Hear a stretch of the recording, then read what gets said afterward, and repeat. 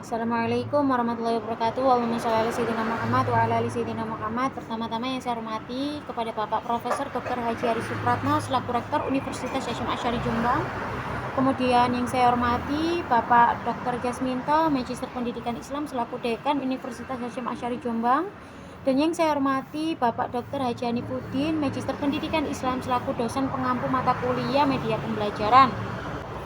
Hari ini saya akan mempresentasikan peta imajinasi saya yang berjudul jenis media pembelajaran. Masuk pada materi, jenis media pembelajaran. Setiap jenis media mempunyai karakteristik tertentu yang berbeda-beda antara satu sama lain. Masing-masing media tentu memiliki kelebihan dan kekurangan. Namun pertimbangan praktis, maka jenis media yang akan dibahas di sini hanya terpilih dari beberapa media yang biasa digunakan dalam pembelajaran. Yang pertama, media tanpa proyeksi. Dua dimensi di sini melibatkan fotografi atau gambar, diagram, bagan atau chart, grafik, kartun, dan poster.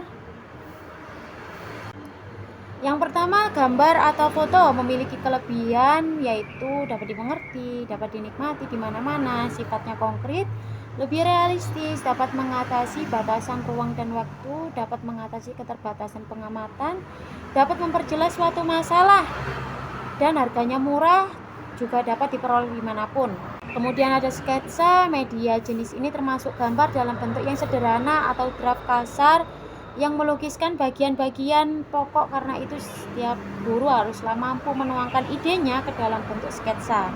Ini karena ia dapat menarik perhatian siswa serta harus menghindari verbalisme dan dapat memperjelas penyampaian pesan dengan harga yang relatif kecil. Lalu ada diagram. Diagram adalah gambar yang sederhana untuk menunjukkan garis-garis dan simbol-simbol untuk menunjukkan hubungan antara komponen atau menggambarkan suatu proses tertentu. Kemudian ada bagan atau yang sering disebut juga sebagai chart. Media grafis yang didesain untuk menyajikan ringkasan visual secara jelas dari suatu proses yang penting agar pesan yang disampaikan melalui bagan dapat dimengerti, maka biasanya dalam bagan disertai dengan media grafis lainnya. Lalu ada grafik. Media visual berupa garis atau gambar yang dapat memberikan informasi mengenai keadaan atau perkembangan suatu berdasarkan data secara kuantitatif. Dan yang terakhir ada poster. Poster adalah media yang digunakan untuk menyampaikan suatu informasi, saran, atau ide tertentu sehingga dapat merangsang keinginan yang melihatnya untuk melaksanakan isi pesan dari poster tersebut. Misalnya poster tentang keluarga berencana, beserta tentang ajakan menghemat air dan menghindari narkoba. Kemudian ada media tanpa proyeksi. 3 dimensi. Yang pertama ada benda yang sebenarnya, model, peta, topeng, dan animasi 3 dimensi. Dari benda yang sebenarnya atau model, sebenarnya dua media ini bisa menggunakan benda asli dan benda tiruan yang mempunyai kegunaan yang unik ketika keahlian khusus dibutuhkan untuk mengoperasikan atau menggunakan benda asli. Benda asli tersebut yakni sebuah peragaan menjadi penting. Paling tidak terdapat 3 macam benda asli, yakni benda yang sebenarnya sebagaimana adanya, lalu yang kedua termasuk replika, imitasi miniatur, dan yang ketiga adalah sampel. Kemudian masuk pada peta atau globe. Kita bisa menggunakan media berupa peta asli atau bola dunia yang biasanya digunakan dalam pembelajaran IPS atau geografi.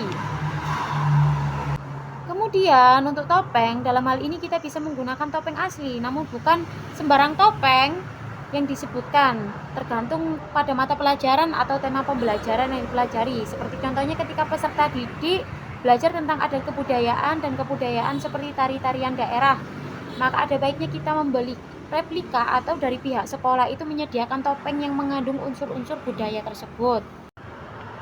Lalu yang terakhir ada animasi 3 dimensi, di mana dalam hal ini guru dituntut untuk kreatif dalam membuat media pembelajaran. Media pembelajaran 3 dimensi ini dituntut untuk dapat disentuh, dapat timbul gambarnya untuk merangsang ketertarikan peserta didik. Kemudian ada juga media audio meliputi radio tape recorder, laboratorium bahasa, CD, dan MP3. Selanjutnya ada media tanpa proyeksi.